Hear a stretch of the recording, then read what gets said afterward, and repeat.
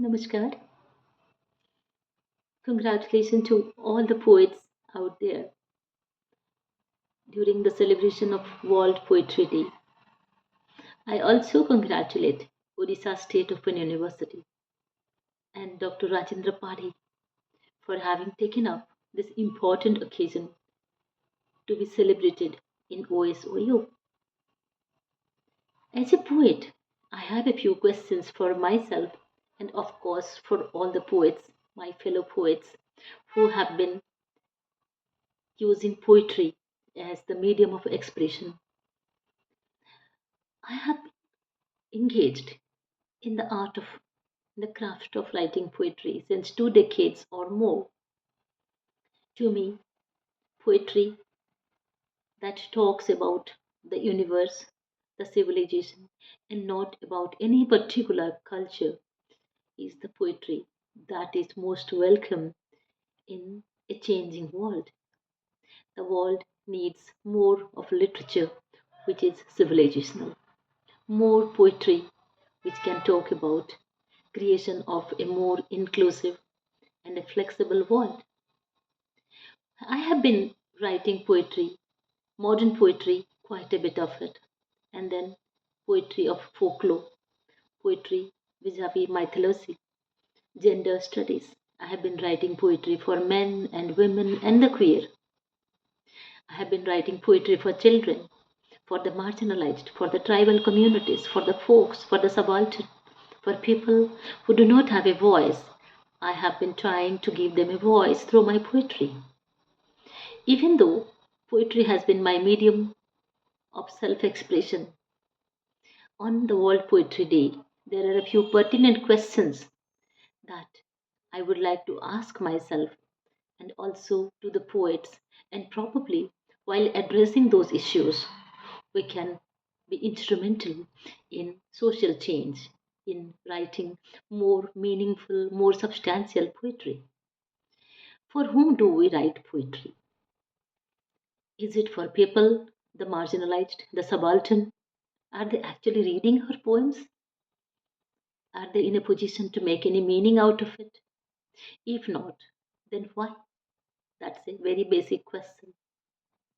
And then I also think about the commodification of poetry on the World Poetry Day. We celebrate the power of words, yet poetry is often marginalized. Poetry is commodified. You will agree with me. And then poetry is reduced to, Instagram aesthetics. The radical voices of poets who challenge oppressive systems are drowned in market friendly verses that prioritize popularity over depth. We see that, all of us see that. It's a matter of concern. Are we truly celebrating poetry or just consuming what is palatable? And there is yet another question that I would like to ask myself, and of course to you, the poets, to the readers. Poetry thrives in freedom, on freedom rather. Yet, in the digital era, algorithms dictate what is read, what is shared, and what is valued. Sometimes people write a poem on the social media and then they can boast, like, I have 10 lakh followers, I have 5 lakh followers. But then who is following them? People, are they actually following them, their poetry, making any sense out of it, or they are just clicking their poetry or their social media posts for some other reasons? Maybe they are people of power, maybe they are people of position. During such a crisis, during such a period, on the World Poetry Day, we must ask, do we still hear the voices of resistance, of the indigenous poets, of those who write in the marginalized languages? Let's talk about languages. I work in Hindi University as the Vice Chancellor, and we are a language university. We are addressing 22 Indian languages, and then folk languages, tribal languages, international languages. So, as a poet, and also as an administrator, as a professor, as a vice chancellor, let me ask this question to myself. Are we writing poetry in the marginalized languages? Are we giving voice to the dying languages? And has poetry become another victim of social media validation and we are validating it? And then whose poetry are we celebrating? Poetry has long been a tool for dissent, for protest. You look at world literature, you look at the origin of the civilization. Literature started with poetry. So, poetry has been a tool of dissent, protest, and cultural survival. But whose poetry gets recognized? The voices of women, tribals, Dalits, indigenous writers, and poets from conflict zones, war zones, they remain unheard even today. On World Poetry Day, when we celebrate with so much of pomp and pleasure, let's not just celebrate but also interrogate, introspect. The structures that decide whose verses enter the literary canon and whose voices are erased from the canon. That is very, very important. Then, another concern on World Poetry Day for me is poetry as a political act. The personal is political, as we know. But poetry is not merely about beauty, it's about truth. From Faiz Ahmad Faiz to Pablo Neruda, poetry has been a site of struggle. But in today's world of self censorship and increasing authoritarian control, is poetry still radical or it has been tamed into a passive nostalgia? That is the question. World Poetry Day must be a day of resistance, not just a day of romanticism, too much of romanticizing ourselves. A good poet must use World Poetry Day as an opportunity for deep introspection, as I already told you. And there are some critical questions as a poet that I ask myself, and I request all the poets out there to ask themselves on the World Poetry Day. Why do I write poetry? Is it for self expression, for activism, for resistance, for beauty, or for survival? That's the question. Does my poetry challenge the power structures, or does it conform the power structures as they are? And then another important question, that we must ask ourselves is my poetry an act of truth telling, or I am just seeking validation through my poetry? That is so important, isn't it? And then another question on languages and representations. When we talk about the World Poetry Day and the celebration thereof, whose language do I write or whom does it exclude? Am I writing in a way that makes space for the silenced voices? Do I explore the rhythms and the possibilities of my own mother tongue, or am I trapped in the linguistic expectations of a few dominant cultures? Am I serving Indian languages? Am I serving my mother tongue? Am I serving the world languages? Am I an instrument for cultural and linguistic exchanges through poetry? If yes, I will continue to write poetry. If not, I would rather spend some more time in reading rather than writing. And a very important question that I would like to address today is political and social responsibility of Nandini Sahu as a poet, as a professor, and as an administrator. Is my poetry a witness to injustice, or do I look away when there is some injustice? Have I written about the refugees, the forgotten? What risks am I willing to take if my poetry has to matter for social change? And on the changing landscape of poetry, I would like to question myself, has poetry lost its power in a world driven by commodification? If yes, what am I doing? Why am I writing poetry? Isn't it? Am I resisting the pressures of the world, the society? Am I catering to them? And then how does poetry survive in during a time when the attention spans of the youngsters are shrinking? Youngsters cannot listen to a video for more than 7 minutes. 7 is the maximum time limit for the youngsters. So, what am I doing for that? Do I create some content, some poetry which would cater to the needs of the youngsters only?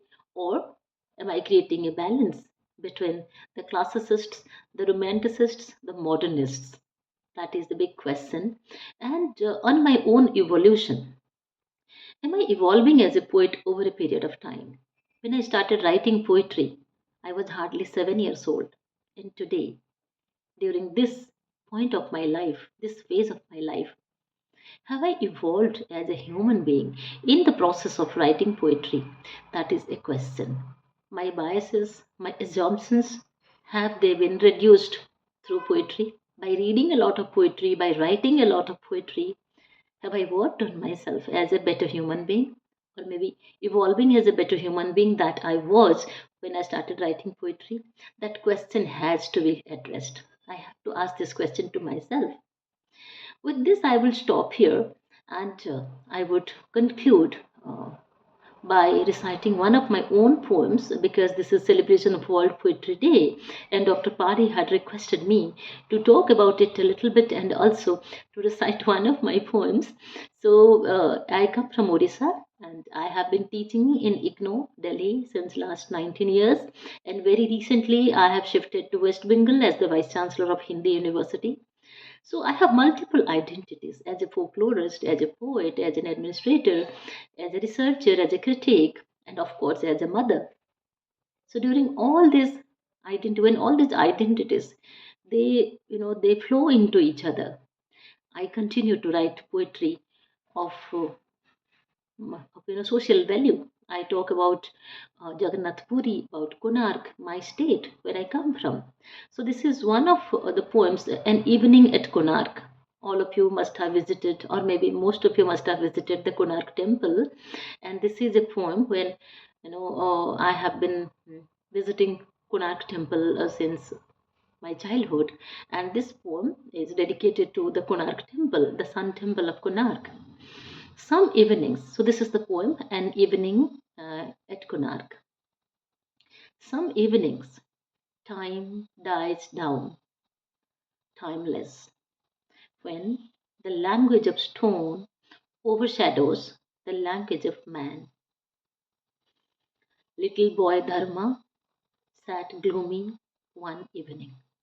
The king may sever the heads of 1200 architects tomorrow. So this is a folklore, this is a mythical tale there that Dharma, a young boy, he saved the lives of the 1200 architects. So this is the poem about Dharma. They couldn't fix what Dharma did, furnished the finishing touch, the final top stone of the black pagoda, the wonder of the world. Dharma became timeless as the sun in the sun temple, piercing into the deep, redeeming lives of the architects. In the melody of the dawn, Konark illuminated poetry in the language of granite, words sanctified by sacrifice, playing the flute of adoration, pain, awe, admiration, exaltation, knowledge, sculpture, beauty, symbols, metaphors, mystery. In the egalitarian song of the cascading hair of women, their contours like an unwrithing spring, figures of man and women, their erotic love, eternal, the wheel of time, the wheel of fire, kings and all the king's men, the sun god and all the gods, the first ray of the sun, the last ray of the sun, the ancient tales of Odisha, the myth, history, songs, and sonnets, all carved on the stone. In the moon motif of the sun temple, in the tales of nights in the temple of sunrise, Konark metamorphoses everything but itself, and Konark unveils all secrets but itself. The desolate stands upon the horizon at Konark. Tell that story of time, the curious baby. Tell the tale of Dharma, a glowing, elevating message for the despised mankind. Time is never deafened, time is never defeated. It hears the call of silence. Time hears when stones are eloquent. This evening, Poetry is what lingers in the nook and corner of the inexorable and in stone's heartbeats. Thank you for your patient hearing. Once again, I congratulate each one of us on World Poetry Day. Namaskar.